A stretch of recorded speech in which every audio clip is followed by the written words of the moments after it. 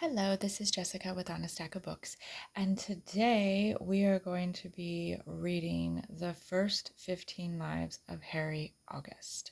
This is written by Claire North. I picked this up in a thrift store and it looked very interesting. This is the back cover. Some stories cannot be told in just one lifetime. No matter what he does or the decisions he makes, every time Harry dies, he always returns to where he began, a child with all the knowledge of a life lived a dozen times before. Nothing ever changes until now. As Harry nears the end of his 11th life, a little girl appears at his bedside. "I nearly missed you, Dr. August," she says. "I need to send a message." This is the story of what Harry does next and what he did before, and how he tries to save a past he cannot change and a future he cannot allow.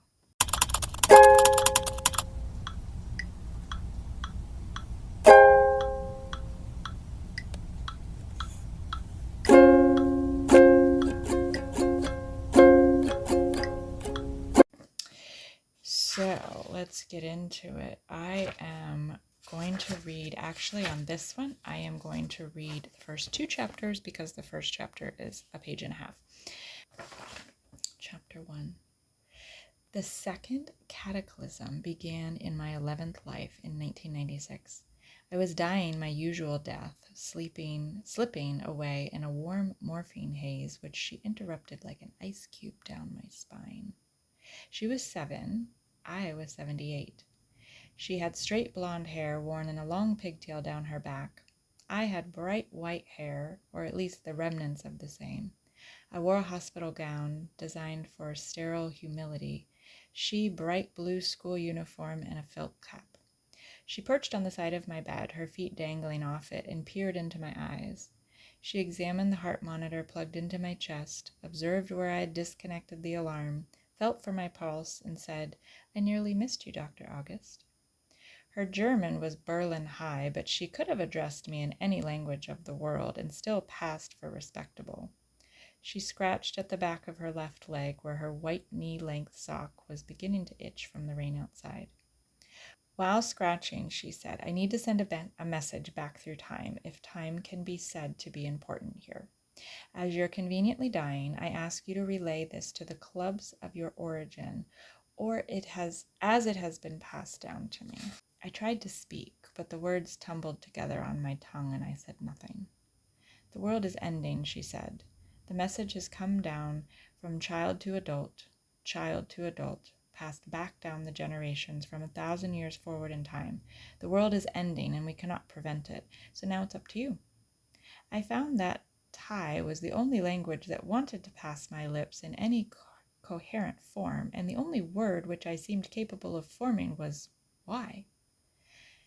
Not, I hastened to add, why was the world ending? Why did it matter? She smiled and understood my meaning without needing it to be said. She leaned in close and murmured in my ear, "The world is ending as it always must, but the end of the world is getting faster." That was the beginning of the end. Chapter 2. Let us begin at the beginning. The club, the cataclysm. My 11th life and the deaths which followed, none peaceful, all were meaningless, a flash of violence that bursts and withers away, retribution without cause, until you understand where it all began. My name is Harry August. My father is Rory Edmund Hulme, my mother Elizabeth Leadmill, though I was not to know any of this until my 3rd life. I do not know whether to say that my father raped my mother or not. The law would have some difficulty in assessing the case. The jury could have perhaps been swayed by a clever individual one way or the other. I am told that she did not scream, did not fight, didn't even say no when he came to her in the kitchen on the night of my conception, and in 25 inglorious minutes of passion, in that anger and jealousy and rage are passions of their kind, took revenge on his faithless wife by means of the kitchen girl. In this regard, my mother was not forced, but then, as a girl of some 20 years old, living and working in my father's house, dependent for her future on his money and his family's goodwill, I would argue that she was given no chance to resist, coerced by her situation as much as by any blade held to the throat. By the time my mother's pregnancy began to show, my father had returned to active duty in France, where he was to serve out the rest of the First World War as a largely undistinguished major in the Scots Guards. In a conflict where the whole regiments could be wiped out in a single day, undistinguished was a rather enviable attainment. It was therefore left to my paternal grandmother, Constance Huon, to expel my mother from her home without a reference in the autumn of 1918. The man who was to become my adopted father, and yet a truer parent to me than any biological relation, took my mother to the local market on the back of his pony cart and left her there with some few shillings in her purse and a recommendation to seek the help of other distressed ladies of the country. A cousin, Alistair, who shared a mere 1/8 of my mother's genetic material, but whose surplus of wealth more than made up for a deficit of familiar connections, gave my mother work on the floor of his Edinburgh paper mill. However, as she grew larger and increasingly unable to carry out her duties, she was quietly moved on to a junior office some 3 rungs away from the responsible party. In desperation, she wrote to my biological father, but the note was intercepted by my shrewd grandmother, who destroyed it before he could read my mother's plea.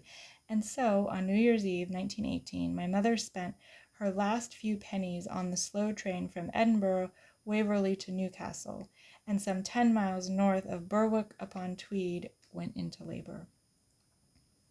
A trade unionist by the name of Douglas Cranich and his wife Prudence were the only 2 people present at my birth.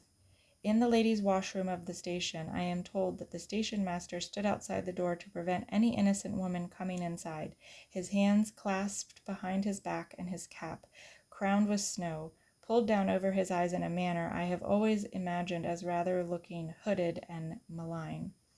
There were no doctors at the infirmary at this late hour and on this festive day, and the medic took over 3 hours to arrive. He came too late.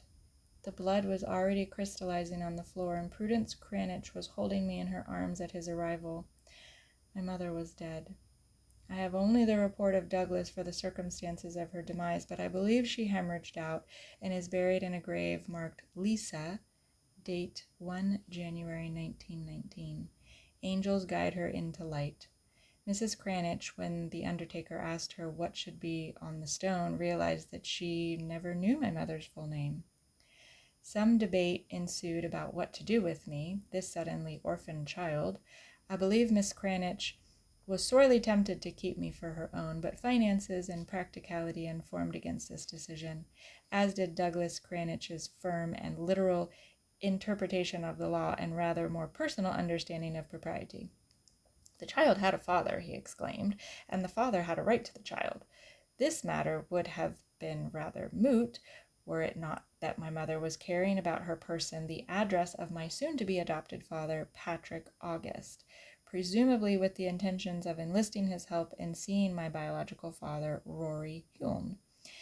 Inquiries were made as to whether this man Patrick could be my father, which caused quite a stir in the village, as Patrick had been long married, childlessly, to my adopted mother, Harriet August, and a barren marriage in a border village where the notion of the condom was regarded as taboo well into the 1970s was always a topic of furious debate.